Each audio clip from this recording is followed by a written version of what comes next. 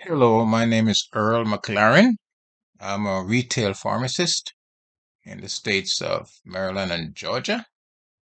And that's my beautiful wife with me. Yes, I know she looks much younger. She's actually just a year or so younger than myself. We are actually seniors. We have five grandchildren and a great grand. So that's a testament to how she takes care of herself. Not, I guess I haven't done that well. And today I'm going to talk to you about fiber, but before I do that, let me just say that only a physician can diagnose, prognose, treat, and prescribe for illness or disease. Any information disclosed or discussed on this Zoom platform meta class is for educational and informational purposes only. So please seek medical and professional advice from your medical professionals regarding any illness or disease from which you may be suffering. Like I said, I'll be talking about fiber. Yeah. And this is my own designation. I call fiber the essential non-nutrient.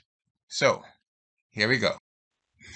Now, since I said that fiber is not a nutrient, it's a non-nutrient, let's define what a nutrient is. A nutrient is a substance or an ingredient that provides nourishment to the body. It could promote growth and repair, it can provide energy, and generally it maintains life. An example of a nutrient would be substances found in, say, the tomatoes.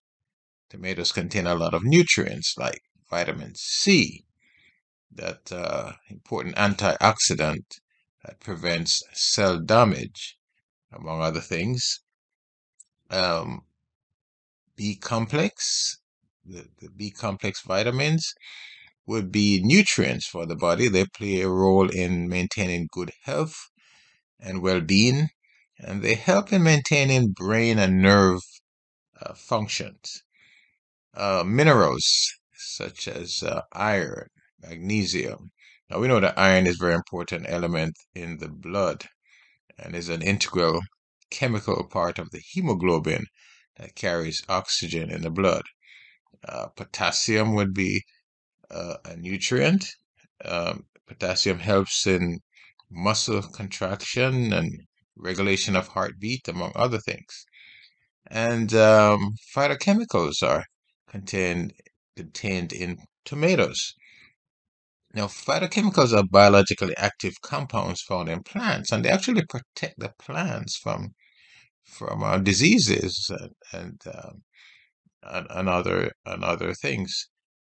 But they help us to improve our immune system, and they protect our DNA and cells from free radical damage.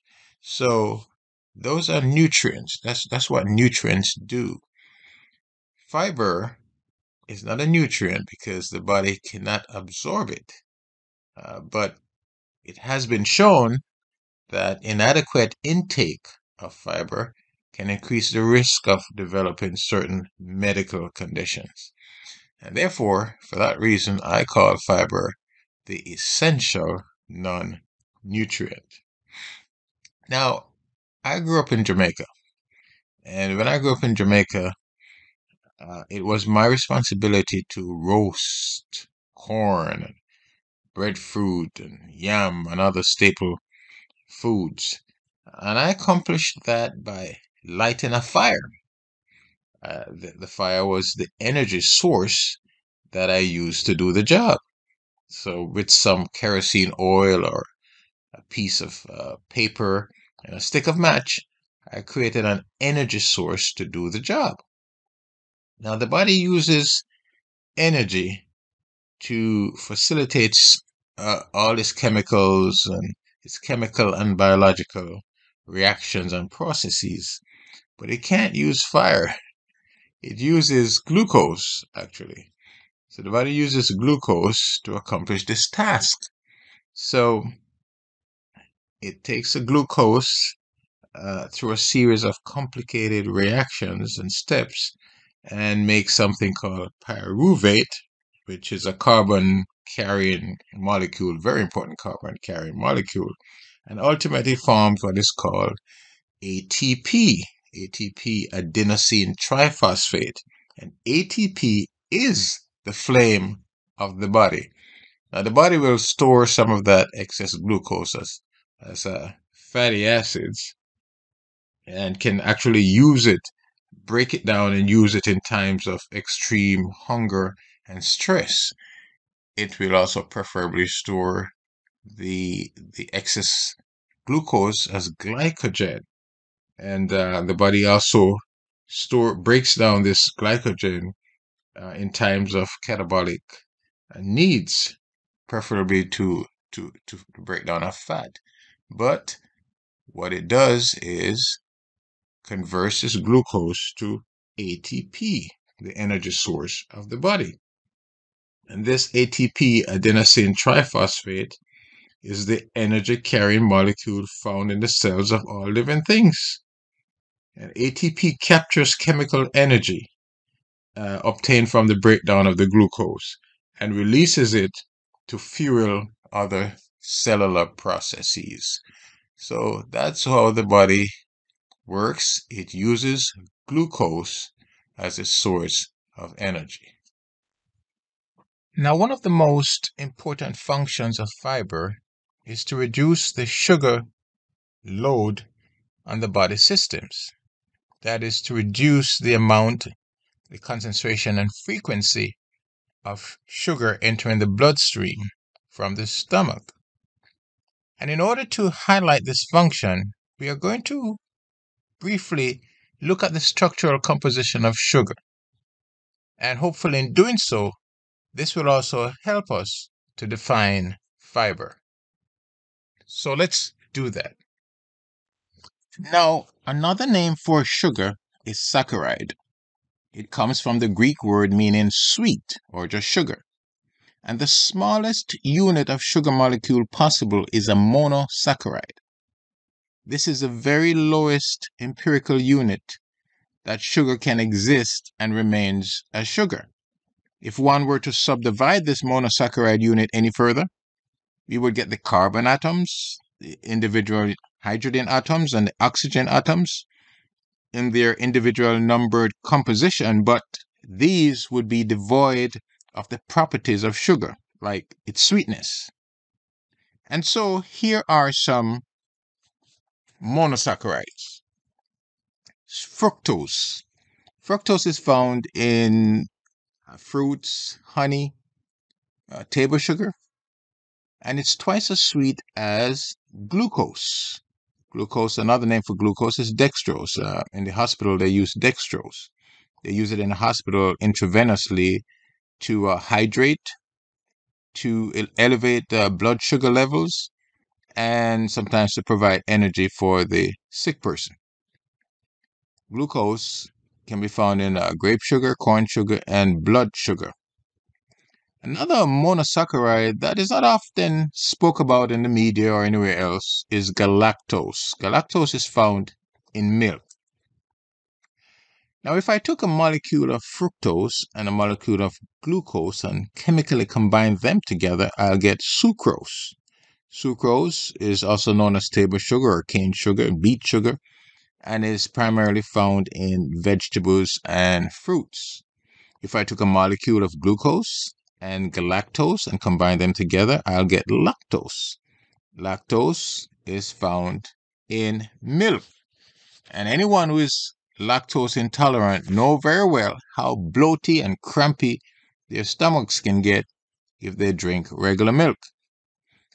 If I took two molecules of glucose, chemically combine them together, I get maltose. Maltose is found in pears and honey and from the breakdown of starch, among other sources. Sucrose, maltose, and lactose are disaccharides because they are formed from the combination of two monosaccharides. Two mono give one di. When broken down chemically or by digestion, these Disaccharides will yield their corresponding monosaccharides. So sucrose, when broken down, will give you a molecule of fructose and glucose. Maltose, when broken down, will give two molecules of glucose. And lactose, when broken down, will give a molecule of glucose and galactose. Now, if I combine these monosaccharides and disaccharides in all sort of combinations and permutations, I'll get what is called polysaccharides.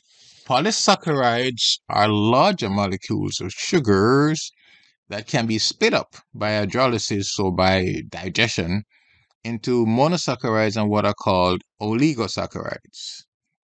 So we spoke about monosaccharides, the simplest form of sugar, and we spoke about disaccharides.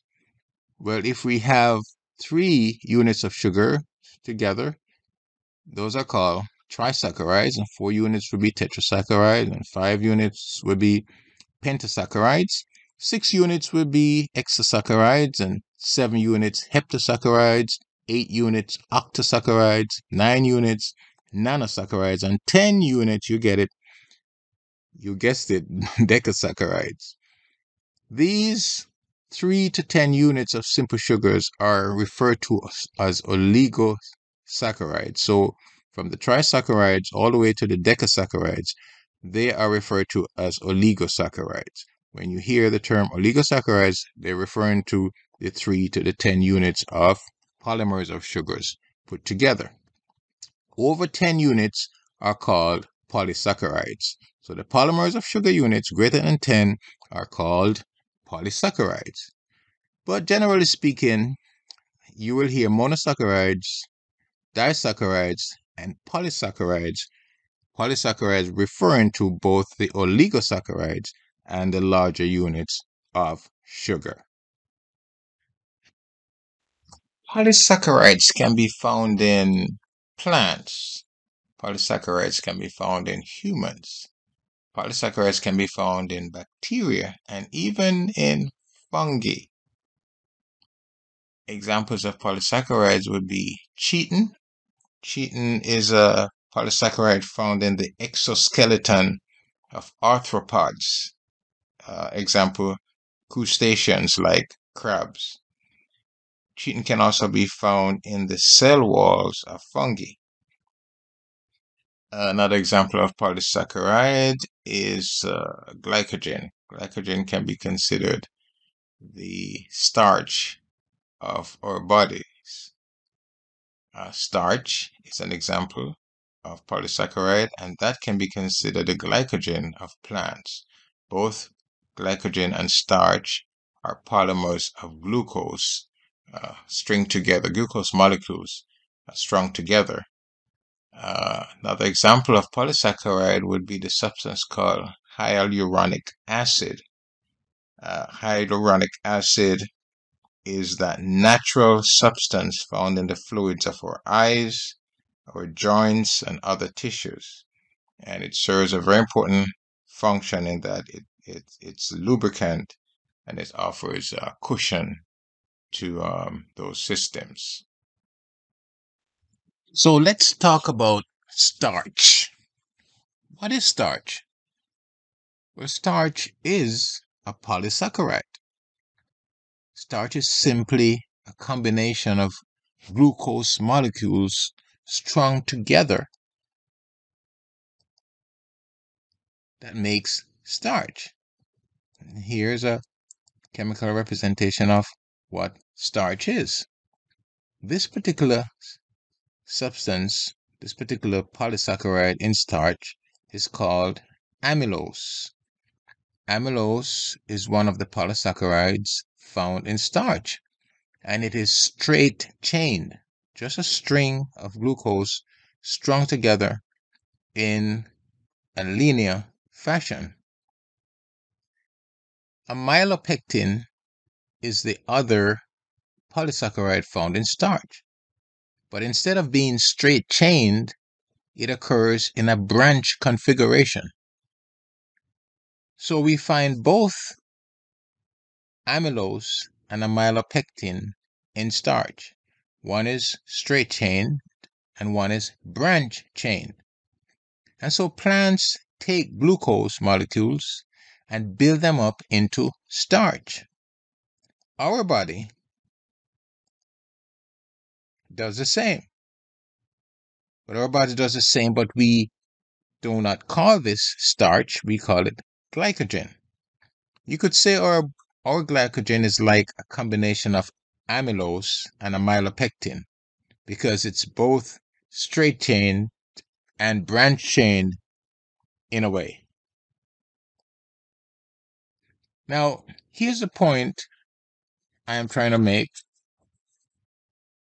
Please listen carefully. All polysaccharides, all oligosaccharides, all disaccharides upon digestion are broken down into glucose and other monosaccharides. But the other monosaccharides are just simply different chemical orientations of glucose. So again, all polysaccharides, all oligosaccharides, all disaccharides are digested to form glucose. When we consume all these sources of glucose at one meal, we overload our system with sugar.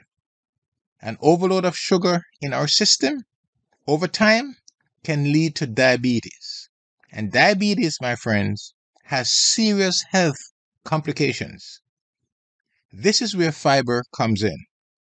Fiber can help regulate and minimize sugar overload in our blood system. Now, let's also take a brief look at how weight is regulated by the body. And this will also help us understand another function of fiber. The hypothalamus is that organ that sits at the base of the brain and it controls feeding or food intake.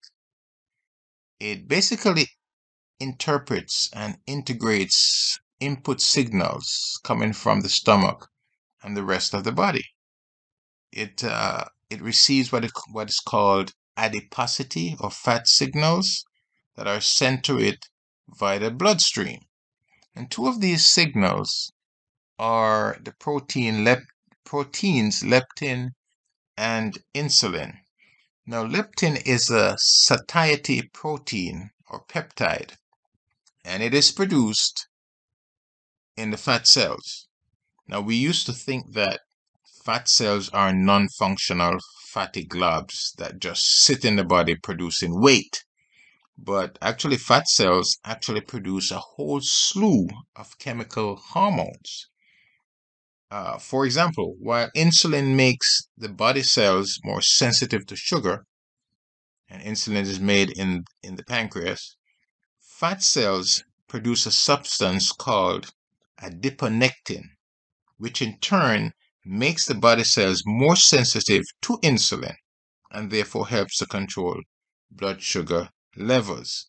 Now, leptin, a high concentration of leptin in the blood, will go to the brain and says, hey, stop eating and increase metabolism. Low concentration of leptin sends a signal to the brain, eat more and decrease metabolism. Leptin was one of those substances that was studied by researchers at Rockefeller University in New York. They were working with mutant mice, and these mice lacked the leptin gene, and they would eat just about everything in sight, and they got fat. But when injected with leptin, they significantly reduced their food consumption and they lost weight. And the pharmacologist said, hey, we got something here. We can make a leptin drug and give it to those who are obese so they could lose weight. But it didn't work out that way. It turns out that obese people do have enough blood level concentration of leptin. So it could be that in the obese patient, there comes a time when one, leptin is not crossing the blood-brain barrier enough, or two, the receptors have become insensitive to leptin. The next mechanism that we have is the enteric nervous system. This system connects the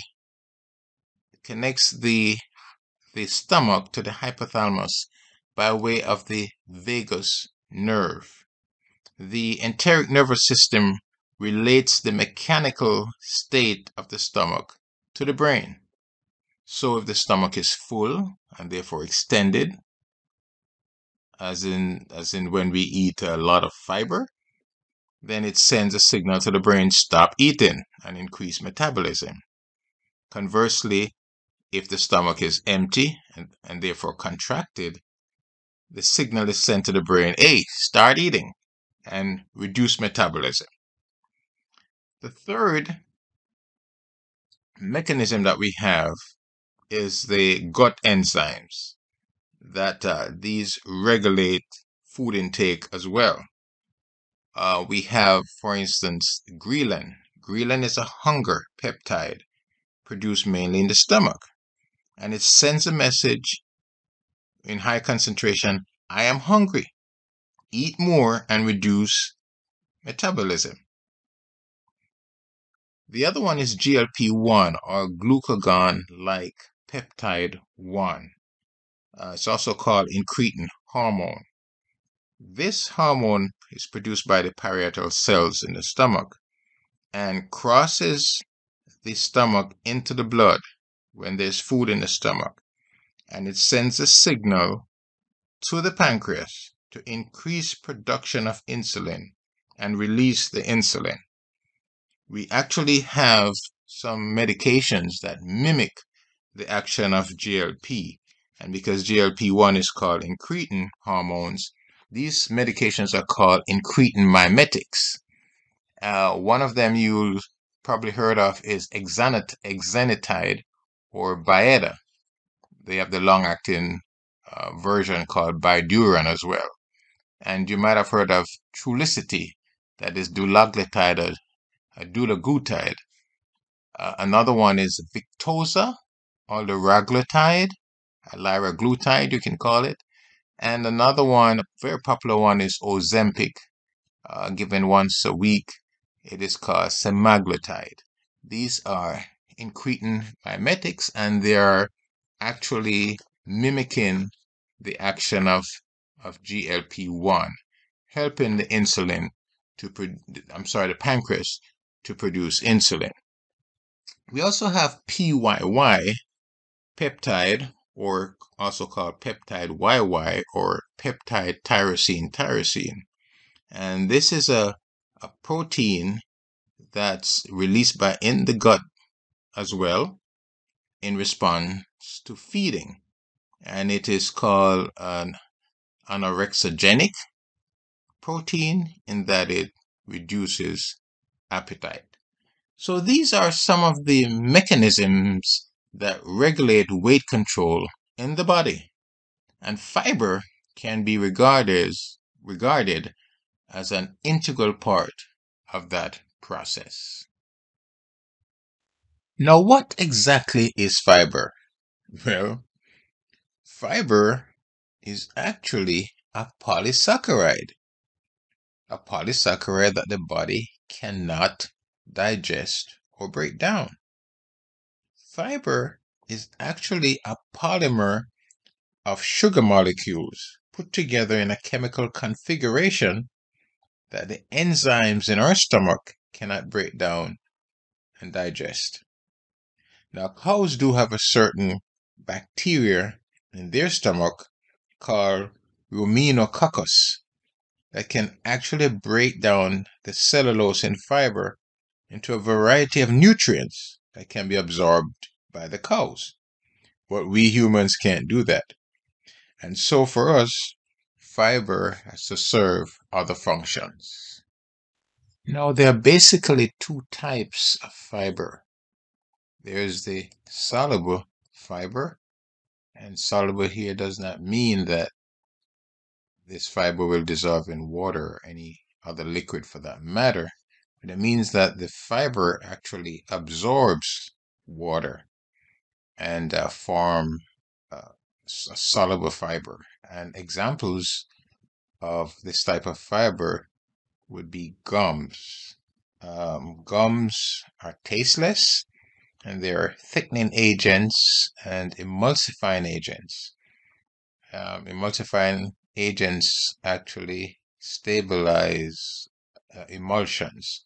Now, emulsions are liquids with water-loving molecules, both water-loving molecules and fat-loving molecules. And we know that water and fat uh, don't mix well together. So the emulsifier serves a purpose of bonding these two types of molecules with different properties in an emulsion. Mucilages, an example of mucilage would be the viscous polysaccharides that we find in seaweeds and in legumes. And lignins are actually complex polysaccharides polymers, complex polysaccharide polymers in the plant cell. They help to transport water in a plant. They give the plant mechanical support and they help the plant to resist stress. The other type of fiber would be insoluble fiber. Of course, they do not absorb water to any appreciable amount. And examples of insoluble fibers would be hemicellulose. Hemicellulose are actually polymers of glucose that are cross-linked, and they appear in the cell walls of the plant. Cellulose, as opposed to hemicellulose, would be monomers of glucose. So the hemicellulose are polymers, and they're cross-linked, while the cellulose are monomers of glucose that are linear. And then there's pectin. Pectin actually are compounds of the cell wall. Pectin is analogous to gelatin that we find in animal cells. So you could call the pectin the gelatin of plant cells. So to compare both types of fiber, the insoluble fiber does not dissolve in water. Insoluble fiber improves bowel movements. They're found in most seeds and whole grain products, in the skin of most fruits, and they'll slow down the rate at which the body absorbs glucose, and therefore they're said to reduce the glycemic index. Soluble fiber, on the other hand, forms a gel after it comes in contact with water. And this also helps it to bind with bile. And in binding with bile, we get a reduction in cholesterol levels in the blood. And also, this helps to improve cardiovascular health. And we can find soluble fiber in things like nuts, apples, beans, and oatmeal. Now, you don't have to go thinking, oh my gosh, how do I make sure I'm getting yeah, sufficient quantities of both insoluble and soluble fiber? You see, all fiber-rich foods contain both types of fiber to varying degrees. However, manufacturers need to declare what kind of fiber they're offering in their products, especially if they have health or therapeutic claims on the packages of these products. Now, some products, a couple of products actually that you'll see in the market. One is Metamucil, not really synthetic as such. It's made from psyllium husk. It is soluble, an example of soluble fiber. It can be taken daily. It helps to reduce cholesterol levels in the blood, helps to control blood sugar levels. It's relatively safe during pregnancy, and it works in about 12 to 72 hours. FiberCon, you might be aware of or familiar with this one. Seen it probably in the pharmacy or in food stores. This one is actually synthetic, made from a substance called calcium polycarbophyll. It is non-soluble. It's non-digestible carbohydrate. Should be taken occasionally as opposed to Metamucil that can be taken daily. It takes about 2 to 3 days to work and could cause uh, some side effects. So we have to be aware of that. Another substance that you'll see over the counter in the pharmacy and other stores is Miralax. Miralax is not really a fiber product, but is usually considered as such.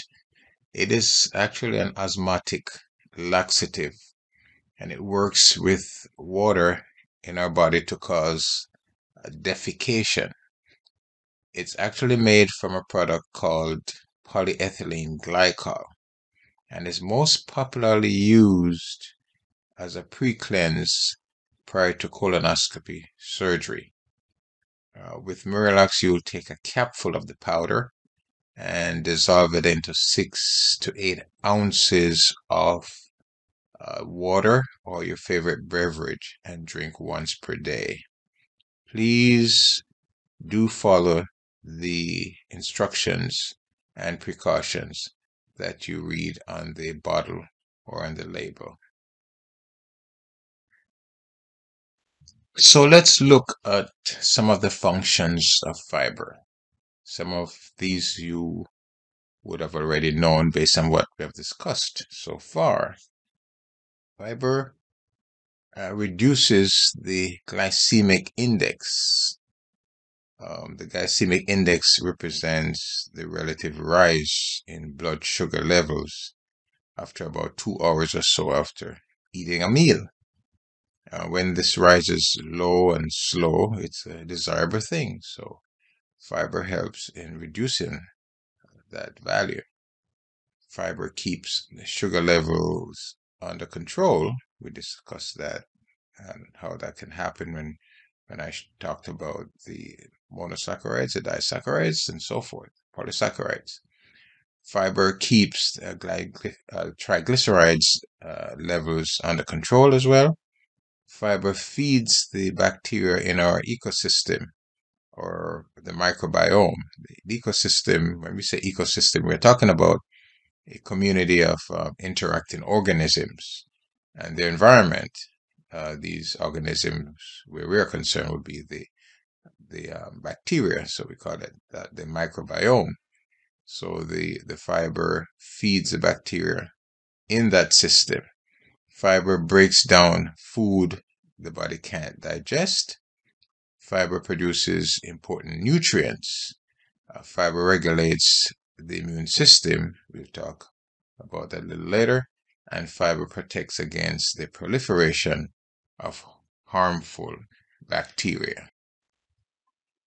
Now, if we use this rectangular box to represent the stomach and this elliptical figure to represent the fiber in the stomach, when we consume fiber and it comes in contact with water or any other liquid for that matter, the fiber will incorporate the water into its structure.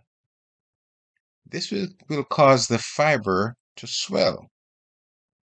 And it is this property of fiber that slows down the entry and rate at which glucose or sugar enters the bloodstream. This in turn will help to reduce the risk of type 2 diabetes. And also for those who are diabetic, this will help to control their diabetes. Also, the mechanical and the chemical action of the swelling of the stomach also activates the inhibitory effect of the enteric nervous system, as we discussed earlier. This in turn helps to suppress appetite and accelerate metabolism. Now, the amount of calories we ingest from simple sugars, complex sugars like carbohydrates, plus any other source will determine whether or not we maintain our weight, lose weight, or gain weight. When the body, when the total amount of calories we take in is equal to the energy burnt by the body, that is, energy input is equal to energy output, then we have a zero caloric balance. Unless you want to gain or lose weight, this is ideal, but it's a very hard goal to achieve and maintain. But we can strive towards achieving this goal. When the total caloric intake is greater than the amount of energy burnt by the body, that is, the energy input is much greater than the energy output, we will have a positive caloric balance. This will result in glucose and fat storage, which will eventually lead to obesity and possibly diabetes and a whole slew of other metabolic problems. When the total caloric intake is less than the amount of energy burned by the body, that is, energy in is less than energy out, then we'll end up with a negative caloric balance. Negative caloric balance means this can lead to fatigue, malaise, weight loss, and can set the body up for sickness and disease. So, doing a quick summary here about fiber. Remember, fiber is not usually absorbed. Fiber is not degraded easily, and that fiber makes the stomach bulkier, which in turn makes the stomach feel full. So it makes you feel full or satiated. Fiber slows down gastric emptying time, so digestion can be more complete, and we have better bowel movements. And fiber helps to avoid sugar cravings that can cause rebound effects, leading to more sugar intake. Now, one of the things we mentioned that fiber does is that it helps to keep triglyceride levels under control. Well, fiber also helps to keep cholesterol levels under control. And here's one of the ways in which it does that. Bile, which is a substance made in the liver from blood cholesterol, is stored in the gallbladder, which is a pouch that sits just under the liver. During the digestive process, bile is released into the small intestines of the gastrointestinal tract, where it helps to digest fats. When the meal contains fiber, some of that bile will bind to the fiber. And when the fiber is eliminated from the body, the bile goes with it. And because cholesterol is one of the constituents of bile, when the bile that is attached to the fiber is eliminated, then cholesterol is also eliminated with it. And so this reduces the amount of cholesterol that is reabsorbed back into the blood system because an appreciable amount is eliminated in the feces. This is another great function of fiber. Conversely, when we do not eat enough fiber or our meals are devoid of fiber, then there's less bile eliminated from our gastrointestinal tract, which means that more bile, along with its cholesterol content, is reabsorbed into our blood system because only a small amount was eliminated, all because we did not consume enough fiber. Another important function of fiber is its effects on bowel movement.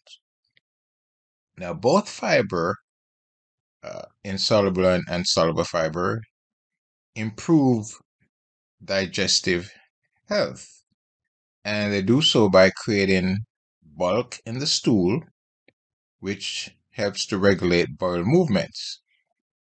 Insoluble and soluble fiber also regulate the internal pressure in the gut, and this serves to lower the development of things like hemorrhoids and polyps and other lower GI conditions. Fiber also helps to control constipation and diarrhea.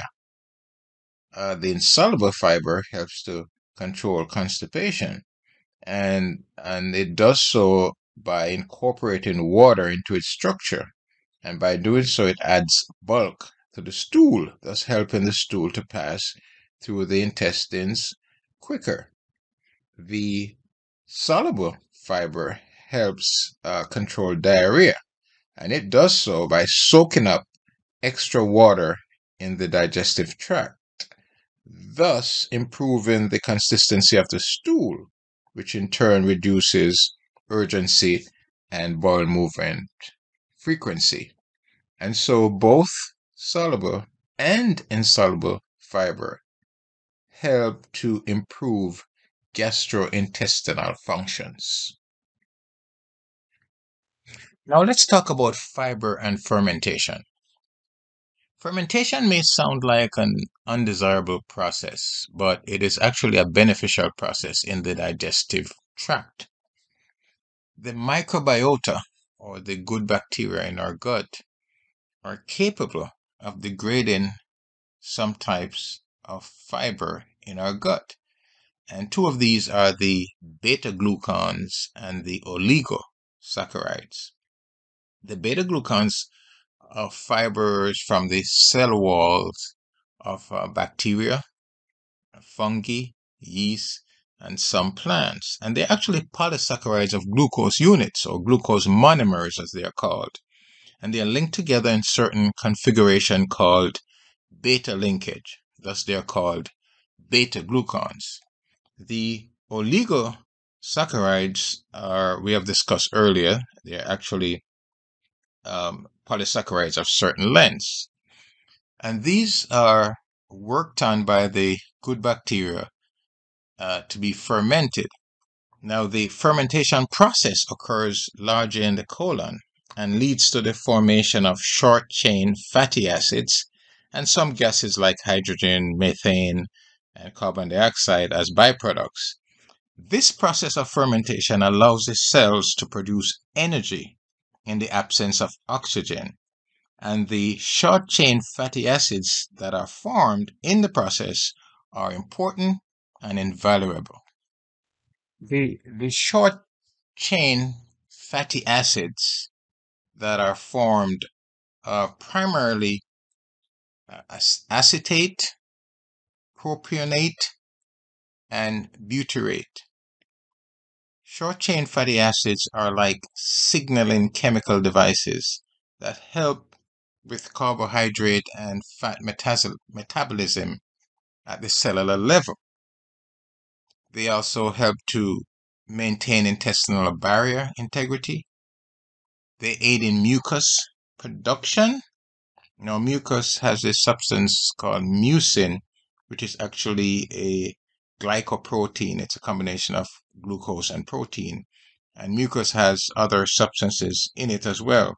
And mucus forms this barrier that protects the cells from things like digestive enzymes, pathogens, and from irritation and abrasion from food particles, drugs, and other things that get into our digestive tract. The short chain fatty acids also help to protect against inflammation. They help to reduce the risk of colorectal cancer. They help to reduce cellular adhesion. And cellular adhesion is an important process in the body, but in some areas like the lower GI tract, it can cause cancer among other things. The short chain fatty acid also help to improve the normal function of the immune system. Now, of the three short chain fatty acids that I mentioned, the acetate, the propionate, and the butyrate, butyrate is the most important in that it works in other tissues or organs as well. Butyrate works in the skeletal muscles to increase lean body mass, to decrease lipid accumulation. It works in adipose or fat tissues to decrease fat tissue mass, to decrease inflammation, to increase lipolysis, which is the breakdown of triglycerides into its component parts. That's fatty acids and glycerol.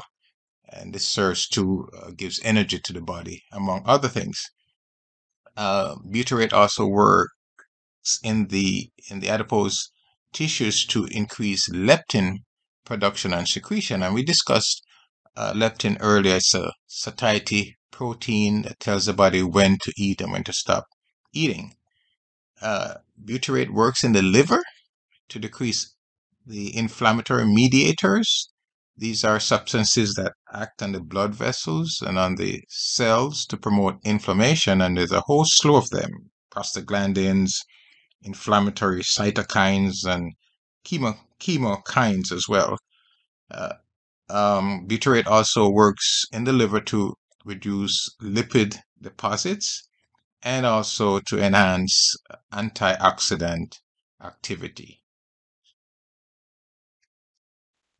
Let's talk about fiber and its relationship to our microbiome, prebiotics, and probiotics.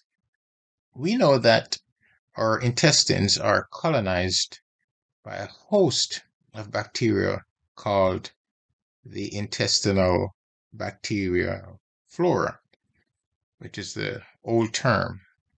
It is now called the gut microbiome.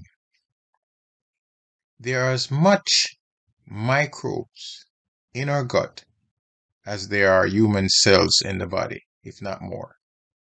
And these microbes help us to digest food, to manufacture vitamins like vitamin B12 and vitamin K, to regulate the immune system, to metabolize xenobiotic materials, such as those are materials that are foreign to the body, especially chemical materials, and a lot more.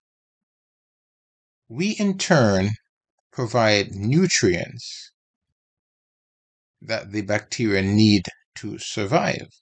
And so there is a symbiotic relationship between us and the microbiome in our gut.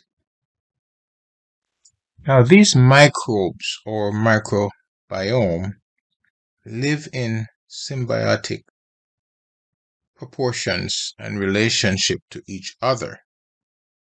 When the composition and diversity of this gut microbiome is disrupted, we get problems such as infections, irritable bowel syndrome, constipation, diarrhea, thyroid and autoimmune issues, rheumatoid arthritis, and so forth.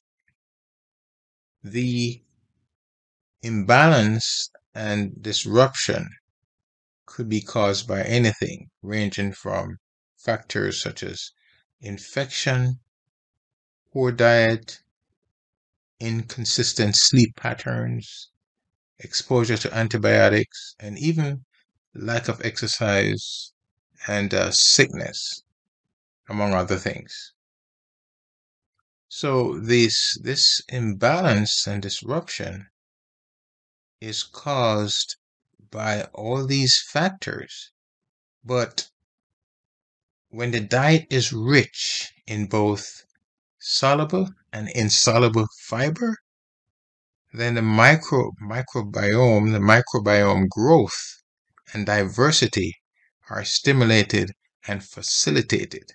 So it behooves us, therefore, to have a good intake of fiber in our diet. After all that was said, it should be surprising to learn that studies have shown that if we modulate the bacteria that colonize the intestines, then we will have positive effects on the rest of our body. When the gut flora is compromised by, for example, the use of antibiotics or by poor diet, probiotics can be used. Probiotics are substances we can use to replenish or support the microbiome ecosystem. These are live organisms that are available over the counter in various dosage forms. Some of the common strains are Lactobacillus, Bifidobacterium, and Saccharomyces boulardii. Some common brand names that you will see are Lactinex, Acidophilus, VSL3, Thrive, Culturelle, and Align. Now, the strength of these probiotics is measured in colony forming units, or CFUs, and could range anywhere from 1 to 50 billion CFUs. Please get a recommendation from your health professional before you start taking these. But consuming natural, wholesome food items like garlic, onions, leeks, oats, peas, and more on a regular basis can supply the probiotics needed for maintenance and replenishment. Probiotics can improve our health because they regulate and improve our gut dynamics. They protect and defend the gut walls. They strengthen immunity. They promote and improve brain health. And they even facilitate restful sleep. So, what are prebiotics? Well, prebiotics are specialized plant fibers. There goes that word again, fiber. You can consider them as food or fertilizer for probiotics and for our microbiome. They can be found in fruits, vegetables, and complex carbohydrates. And two examples of prebiotics would be inulin. Inulin is a starchy substance found in a wide variety of fruits, vegetables, herbs, including wheat, onions, bananas, leeks, artichokes, and asparagus.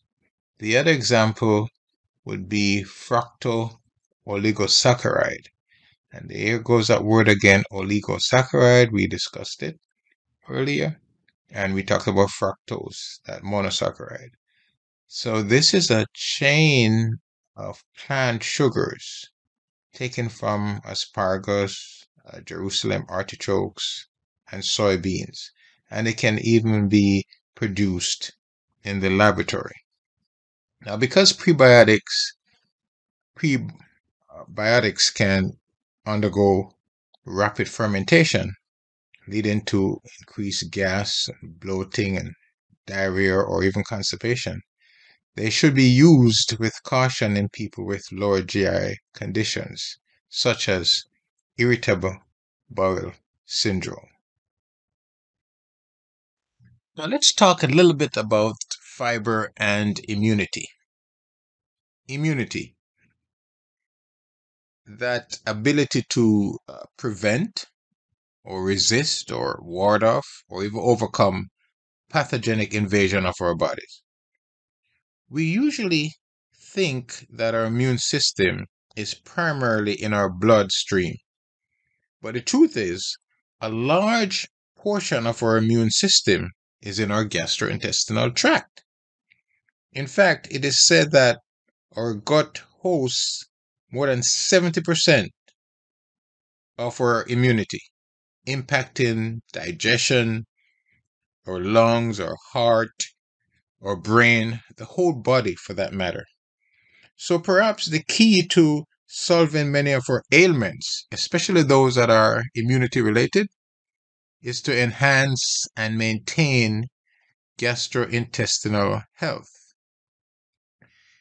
Immunoglobulin A or IgA, for example, is a very important serum antibody, but it is also the principal antibody contained in the secretions that bathe the mucosal surfaces, like that of the GI tract.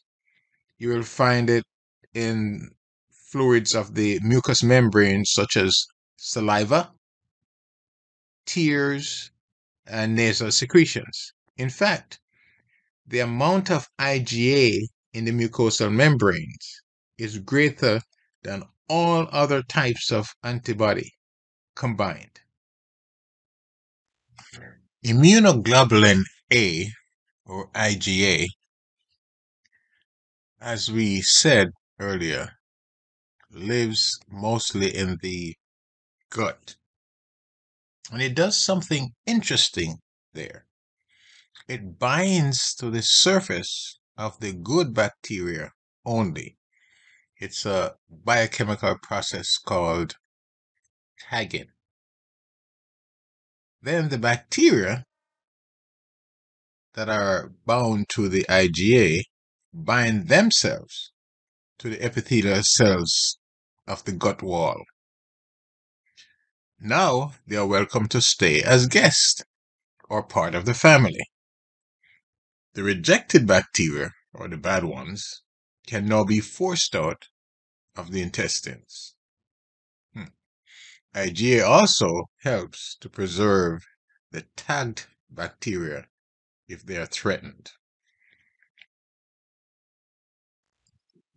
Now we know that when there is, our studies actually show that when we have low levels of IgA, there is less microbiome diversity. And less microbiome diversity means a lot of gut problems.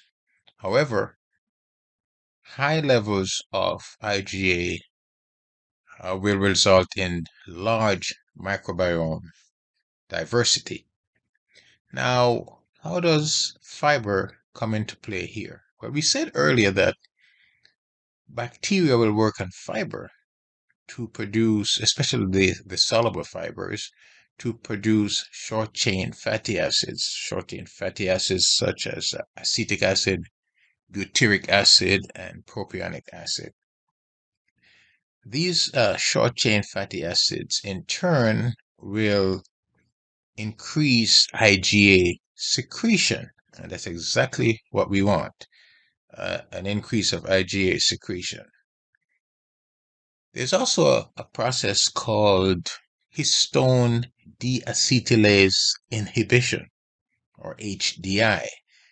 HDI causes what is called class switching. And what happens here is that the other immunoglobulins like IgM, IgD, IgE will cause increased secretion of IgA. It's a fascinating phenomenon. So, eat your fiber. You can't go wrong. Now, let's talk briefly about cancer and fiber. According to the World Cancer Research Fund, there's convincing data that eating more fiber will reduce the risk of developing colorectal cancer. Fiber does this by bulking the stool and therefore facilitates and speeds up elimination. When this is done, GI transit time is reduced. Therefore, the fecal waste does not stay in the intestines longer than it should, because the longer the fecal waste is housed in the intestines, the greater will be the cell wall exposure to things like irritants and carcinogens and other harmful substances like xenobiotics that can lead to the development of polyps and cancer. It is said that 10 grams of fiber per day can reduce the GI cancer risk by up to 9%. Fiber also reduces the risk of breast cancer and other cancers associated with estrogen dominance. It does this by reducing the excess intake of estrogen, such as estrone and estradiol, from different sources. Fiber also modulates certain enzymes in the gut, and it does so by decreasing the activity of these intestinal enzymes, leading to less estrogen reabsorption in the colon, and therefore lowers the incidence of colon cancer. Now, one of the major sources of fiber is wheat. More than 1.5 bushels, a bushel is about 60 pounds. So more than 1.5 bushels of wheat is produced each year in the United States. So let's look at what has happened to wheat over the years, and maybe this will give us an idea of one of the ways we have reduced our fiber intake over time. Here's a schematic representation of a wheat kernel. It was not professionally done. I drew it myself, but I hope it helps to demonstrate my point. Let's look at the anatomy of the wheat kernel. The outer shell of the kernel is called the husk or the hull. It is unchewable, it's inedible. It protects the kernel from things such as weather and pest. Beneath the husk is the bran, and the bran is actually the fiber content of the kernel. This is where fiber is housed in the kernel. And the bran also has nutrients such as minerals and vitamins. The largest part of the kernel is the endosperm. Matter of fact, it is about 83% of the kernel's weight. And it has nutrients such as starch, protein, iron, and B vitamins. The other part of the kernel is the germ. The germ is actually the reproductive part of the kernel. So this is where germination begins. It also has nutrients such as protein, vitamins, antioxidants, and essential fatty acids. If you remember, essential fatty acids cannot be produced by the body on its own, and they are important. They play a role in things such as heart health, cancer prevention, cognitive function, skin health, obesity, and more. Now, thanks to the growing population and therefore the increase in demand for more and greater variety of food items, and thanks to the Industrial Revolution, we took the wheat and we removed the husk. That's okay. The husk can't be eaten anyway. Well, at least not by a human. It can be used for food for cattle and as fuel. So we remove that, and that's fine. But in the milling process, we go a little further and remove the bran. We put the bran in the health food store, but Along with that removal go the minerals and the vitamins. Well, the germ contains fatty acids, which could lead to rancidity and therefore reduce the shelf life of the final product. And so we remove the germ as well and place it in the health food store. And we call it wheat germ. And there go the protein, the vitamins, the antioxidants, and the essential fatty acids. What we are now left with is the bulky endosperm. But in the earlier years of milling, and even today, the endosperm, which is pigmented, colored, is bleached to render it white and therefore more appealing. It is this resultant white flour that is used to make things like crackers, cookies, cakes, and other pastries. Well, over the years of consuming all this starch that is ultimately digested to sugar, we have become morbidly diabetic, which leads to other metabolic conditions such as obesity and hypercholesterolemia. Over 37 million Americans, 1 in 10, are diabetic. Over 97 million Americans, 1 in 3, are pre-diabetic. And of those pre-diabetic ones, 50 to 70% will become diabetic. And so today, we are trying to put back into the milled end product some of the things we have removed during the milling and bleaching process. And so we add things like vitamins, minerals, iron, folic acid, and we call it enriched. And when we add nutrients that do not naturally occur in the product, we call it fortified. But how much healthfully beneficial and valuable it will be to us if we just ate the wheat with all its natural edible parts, just the way God intended it from the beginning. So, friends, it is my firm belief that the closer we get back to the Garden of Eden in terms of diet and nutrition, marriage, rest, employment, recreation, and communion with our Creator, the better off we will be physically, mentally, socially, and spiritually.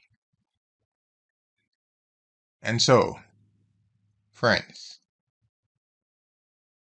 I wish above all things that you prosper and be in good health, even as your soul prospers. Thank you.